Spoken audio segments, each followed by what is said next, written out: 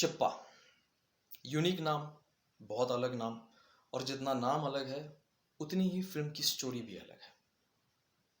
Netflix पे 1 जून से ये मूवी स्ट्रीम हुई है, मतलब नेटफ्लिक्स पे ही सीधा रिलीज किया है उसे ओटीटी प्लेटफॉर्म पे। लगभग 1-2 साल शायद हुए होंगे इस मूवी को बनाकर। इसे अलग अलग फिल्म फेस्टिवल पे भी एग्जिबिट किया गया है और बहुत सारी प्रशंसा, बहुत सारी तारीफ इस फिल्म की हुई है। तो स्टोरी जो है इस फिल्म की, एक 10 साल के लड़के के इर्द गिर्द घूमती है। पूरी स्टोरी कोलकाता में दिखाई गई है। एक लड़का है 10 साल का जिसका नाम है चिप्पा। वो एक ऑलमोस्ट ऑर्फन है, अनाथ है। ऑलमोस्ट इसलिए कि उसके फादर ने उसे बचपन में छोड़ दिया है और इसी शौक से उसकी माँ भी गुजर गई है, जो मर गई है। और ये लड़का अपनी एक दादी या नानी के शायद, नानी या नानी होगी, उसके साथ ये रहता है। रास्ते पे ही रहता है कोलकाता में। उसकी दादी नानी का एक ठेला है, तो उसके साथ वो रहता है। जब उसके पिताजी ने उसे छोड़ा था तो छोड़ते वक्त उसके नाम पर एक चिट्ठी लिख कर चले गए थे, लेटर लिख के चले गए थे। और ये जो लेटर है उसे चिप्पा को अपनी 10वीं बर्थडे पे खोलना है और पढ़ना है। तो उसका 10वां बर्थडे है, अभी ड्यू है। नेक्स्ट डे उसका 10वां बर्थडे है, 10th बर्थडे है। और उसे वो चिट्ठी मिल जाती है। अभी दिक्कत ये है कि वो जो पूरी चिट्ठी है, लेटर है, वो उर्दू में लिखा गया है और ये चिप्पा को उर्दू पढ़ना नहीं आता। एक उसके बारे में अगर बताया जाए, चिप्पा के बारे में, तो बहुत ही स्मार्ट है, स्ट्रीट स्मार्ट लड़का जिसे कहते हैं, बहुत स्मार्ट है। बचपन से ही रास्ते पे रहता है तो लोगों को ऑब्जर्व करता है। बहुत जल्दी उसने दुनियादारी सीख ली है। सेल्फ रिस्पेक्ट बहुत है, हाई सेल्फ एस्टीम है। और उसका ऐसा कोई भी बर्ताव नहीं कि उसे देखने के बाद किसी को, मतलब वो दिखाता नहीं कि मुझे देखने के बाद आपके मन में दया आनी चाहिए। मतलब सिंपथी कभी कहीं पे भी वो बटोरने की कोशिश नहीं करता कि उसे देखने के बाद किसी को सिंपथी आ जाए उस पर कि छोटा लड़का है। ऐसा उसका बर्ताव नहीं है, बिल्कुल भी नहीं है। जिस तरह से वो लोगों के साथ मिलता घुलता है, जिस तरह से वो बात करता है, किसी भी सामने वाले आदमी को उसे देखने के बाद थोड़ा सा क्यूरियोसिटी जाग जाएगी और थोड़ा सा वो परेशान हो जाएंगे। परेशान मतलब पॉजिटिव वे में अम्यूज हो जाएंगे कि ये इतना सा छोटा सा लड़का है, जिस तरह से बातें करता है अपने उम्र के हिसाब से बहुत बड़ी बातें करता है और मेच्योरिटी उसमें बहुत सारी है। लेकिन उसके पीछे का रीज़न है कि वो खुद ऑर्फन है और रास्ते पे उसने अपनी पूरी ज़िंदगी अब तक की बिताई है। इसलिए वो चीज़ों को देख कर, ऑब्जर्व करके ये सीख जाता है। तो जिस जिससे वो मिलता है उनसे उसकी अच्छी खासी बन जाती है, मतलब पहचान हो जाती है। लोग उसके साथ मिलते घुलते हैं, फ्रैंक होते हैं और ये भी बहुत फ्रैंक होता है।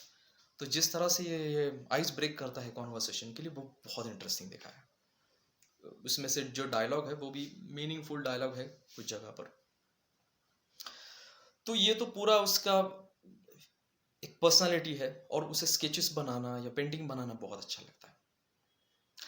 तो ये उसकी पूरी स्पेशलिटी है, पर्सनालिटी है जो मैंने बताई आपको उस लड़के की। अभी नेक्स्ट डे उसका बर्थडे है और उसे वो चिट्ठी मिल गई है। और उसी दिन उसका उस बूढ़ी औरत से, जो उसकी दादी या नानी होगी शायद, झगड़ा हो जाता है। और झगड़ा होने के बाद वो रात में चला जाता है, भाग जाता है वहां से। अपना स्कूल का बैग होगा शायद, वो लेकर वो भाग जाता है।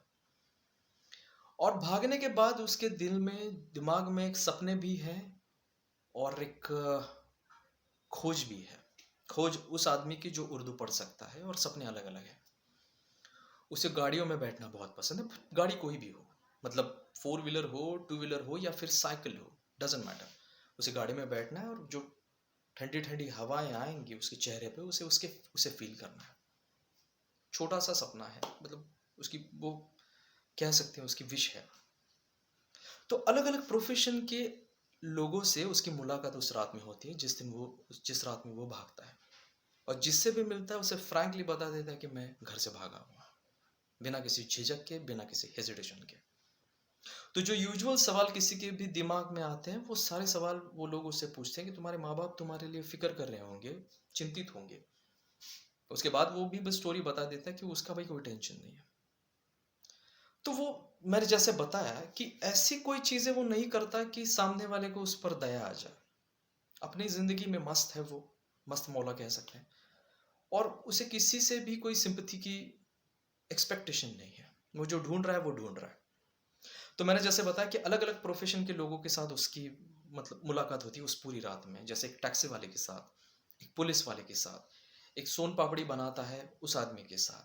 रात में जो शादी में बैंड बजाते हैं, किसी की भी शादी में जो लाल कपड़े पहने होते हैं, उनके साथ। रास्ते पे ज़ेब्रा क्रॉसिंग को पेंट करने वाले लोग हैं, उनके साथ मतलब वो मिलता है। कंस्ट्रक्शन साइट पे जो लड़के काम करते हैं, उसके साथ उसकी मतलब दूर से ही पहचान हो सकती है, कह सकते हैं। या फिर पोस्टमैन लोगों के साथ, वो जो पोस्टमैन के प्रोफेशन में है, जो पोस्टमैन जो है, वो जो रात में मेल कलेक्ट करते हैं हर जगह से, उनके साथ। हर एक प्रोफेशन के लोगों के साथ वो मिलता है या फिर उन्हें दूर से देखता है सब। और एक कॉमन सवाल उन लोगों से वो पूछता है कि क्या आपको उर्दू पढ़ना आता है। लेकिन उसके अनफॉर्चुनेटली जितने लोगों से वो एक्चुअली में बात करता है, मिलता है, उन्हें वो उर्दू पढ़ना नहीं आता है। तो आखिर में एक क्लाइमैक्स जब जब जिस तरह से आता है, तो एक पेपर वाला है जो उर्दू पेपर बेचता है, उसे ये उर्दू पढ़ना आता है। उसके बाद तो पूरी फिल्म क्लाइमैक्स में चली जाती है।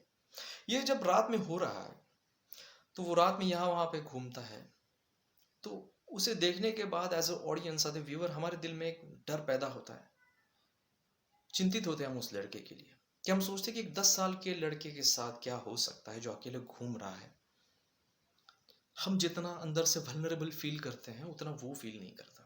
बेबाक होके घूम रहा है रास्ते पे अपना बस्ता लिए, और बीच में उसे एक दोस्त मिल जाता है, कुत्ते का छोटा बच्चा मिल जाता है, एक पपी मिल जाता है, जो वो उसे दोस्त मानता है। तो उस पूरी रात में बहुत से लोगों के साथ वो मिलता है, उनसे फिर जुदा हो जाता है, लेकिन वो कुत्ता जो भी उसका दोस्त बना है, उसके साथ एक बार जुड़ गया, वो जुड़ भी जाता है। बहुत इमोशनल स्टोरी है। और इसकी और एक खास बात है उस लड़के की, कि उसे खतरे की आहट बहुत जल्दी समझ में आता है, सेंस कर लेता है वो खतरे को, और जब भी उसे अगर लगे कि खतरा है, तो वहां से वो भाग जाता है। ऐसा 2 सीन है जो देखने को मिलते हैं। तो ये जो स्टोरी है वो मतलब हमें देखने के वक्त, हम जब देखते हैं तो इमोशनली उस लड़के के साथ कनेक्ट हो जाते हैं, हमें डर लगने लगता है उस लड़के के लिए। हम खुद अंदर से वल्नरेबल होते हैं कि 10 साल का लड़का है, एक नॉर्मल आदमी, इतनी बड़ी सिटी में रात में घूम रहा है। हम सोच सोच के परेशान होते कि यार छोटा लड़का है, कहाँ कहाँ घूम रहा है, क्या हो सकता है उसके साथ। वो सारे डर जो हम बता नहीं सकते, वो उसके लिए हमें लगने लगते हैं और चिंतित होते हैं। शायद यही एक पावर है इस पूरी स्टोरी की, कि हम उसके लिए परेशान होते हैं। इसलिए वो पूरी मूवी और वो कैरेक्टर हमें उस मूवी से बांधे रखता है। मूवी का जो क्लाइमैक्स है वो भी बहुत इमोशनल है। शायद अगर आदमी ज़्यादा वीक हो, मतलब इमोशनली ज़्यादा इमोशनल हो, तो शायद रो भी दे। बहुत ही खूबसूरत क्लाइमैक्स है इसका, मतलब एक्सपेक्ट नहीं करते, सस्पेंस है थोड़ा सा, और अच्छा क्लाइमैक्स है। अभी टेक्निकल ग्राउंड पे देखा जाए तो जो उसकी फोटोग्राफी है, उसके लिए कोई लाइट्स का इस्तेमाल नहीं किया गया है।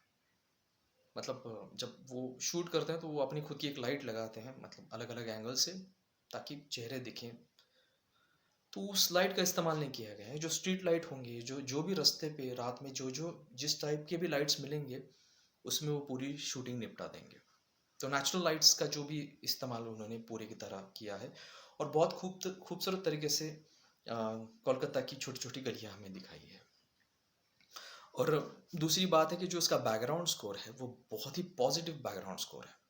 जब ये चिप चिप्पा जब जब भी आता है, उसके पीछे जब वो डिस्कवरी करता है या कुछ अलग चीज़ें खोजता है, तो उसके पीछे हैप्पी और जॉली किस्म का एक बैकग्राउंड स्कोर है। और इससे हमें पता चलता है कि ये पूरी स्टोरी जो है, ये ट्रैजिक नहीं है, ये एक पॉजिटिव स्टोरी है। एक लड़का एक जो है वो डिस्कवरी करता है, उसके सपनों की स्टोरी है।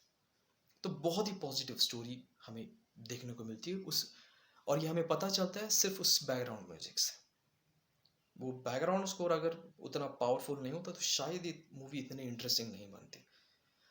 पूरी स्टोरी को पुश करने के लिए वो बैकग्राउंड स्कोर जो है वो बहुत मदद करता है, और हमें भी उतना ही पॉजिटिव रखता है, और हम अंदर ही अंदर ये कोशिश करते हैं कि इस लड़के का जो भी हो लेकिन अच्छा हो।